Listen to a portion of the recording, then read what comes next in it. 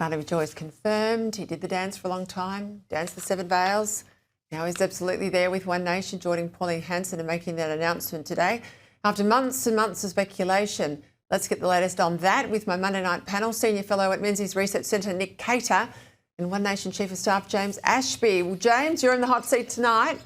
Barnaby, well, we knew this was coming. Why on earth wasn't he up front weeks and weeks ago and make it all plain? Why leave it till Parliament had risen and we're in the back end of Christmas? It looks a bit shifty to me.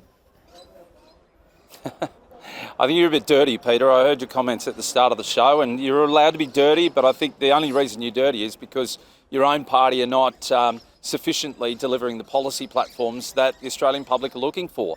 So is it any wonder why Barnaby Joyce put himself out there? He gave fair warning to the National Party, as you're well aware. He gave fair warning some time ago. You're aware Peter Dutton asked him to leave before the last election. David Littleproud has more or less said go. That's why he was parked in that corner on the back bench. He hasn't asked a question since being re-elected in the more recent parliament. So, look, I know they're upset. I know you're upset. But take your aggression out on the right people, and that is the Liberal and National Party.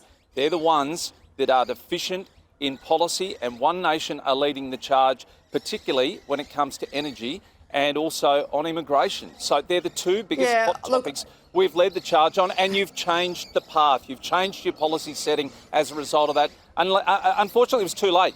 You left it too late to maintain Barnaby. We got him. Okay, there's no you in here in any of this, right? I'm not running policy for the Liberal Party. I'm not running policy for the National Party. I'm not angry. I'm just disappointed. I'm disappointed because I think that you really want to make a difference. You join the parties that can form government. And unfortunately, your side's not there in any way, shape or form yet. The National Party in a coalition with the Liberal Party are. We're closer than we've ever been. Sure, I know you are, but you're not there, mate. Close is no cigar. Nick Cater, I want to bring you in. I'm disappointed in Barnaby because he wanted a shift on net zero. He got the shift on net zero, and I think it's been a terrific decision by the coalition to get to that position. And now he's jumping ship. Yeah, it's rather strange timing, isn't it, Peter? But, I think the challenge, the way Barnaby can redeem himself now is to do what is desperately needed in One Nation, and that's to turn it from the country's most successful centre-right protest party into a party that's capable of governing, not probably in its own right, but maybe in coalition with the coalition down the track, if called upon. That's what he has to do, because without that, they will never cross the line and become our new reform party, however much they would wish to be. The fact is that Nigel Farage has worked long and hard. He's an extremely intelligent, extremely astute and strategic politician who's worked long and hard to make reform not just a protest party, but one that could be the next government of the United Kingdom. I think Nick makes a good point. I could hear you say, I think people are underestimating Pauline Hanson. I agree with you there, James. That's been the story of her life, and she's the great survivor. And the party is certainly moving in the polls. I give you that.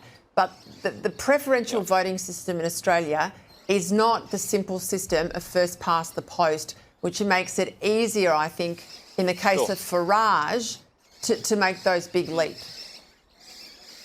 But it is compulsory, Peter, and until we are prepared to change the voting system, which we've advocated for a very long time, there's every chance that One Nation can pick up enough seats, if not to win government, win opposition, and that's a good starting place, particularly where we came from at the last election. Now, I will also add this. One Nation have a very, very strong chance of getting that balance of power in the next Senate, which is something that this country awfully needs. I don't think you're ready to govern either. So if we were to have that, it would nobble this Labor government, and that is a far, far better cry from what we've got at the present moment. I also think that it's important to recognise that One Nation have always said we're putting the Greens and Labor last. I don't know what more you can ask from a party. We are not the enemy. And it's not just people shifting their vote, it's people shifting their membership from the coalition, either the Liberal or National Party. They're not just saying we're going to vote for One Nation, they're joining One Nation, Peter, and this is where you've underestimated the Australian public and the temperature in this country.